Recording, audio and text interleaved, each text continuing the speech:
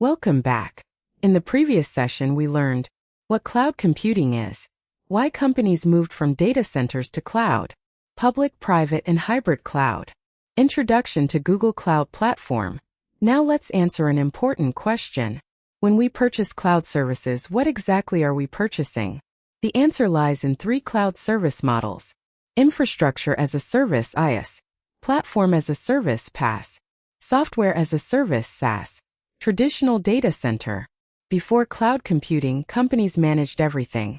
They managed networking, storage, servers, operating systems, runtime environment, applications, data. This required large infrastructure teams. Cloud computing changed this model. Infrastructure as a service IaaS. Think of IaaS as renting virtual servers. The cloud provider manages physical hardware, networking, data centers. You manage operating system, security configuration, applications, data. Google Compute Engine is a perfect example. If you create a VM in GCP, Google manages the hardware. You manage what runs inside that machine. Use cases: application hosting, web servers, custom software deployment, platform as a service PaaS. Now suppose you don't want to manage servers. You simply want to deploy code. That's where platform as a service helps.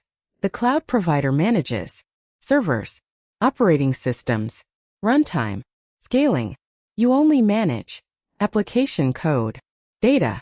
Examples: Google App Engine, Cloud Run.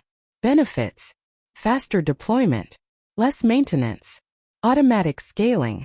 Software as a service SaaS. This is the most common cloud model. You don't manage anything. You simply use the software.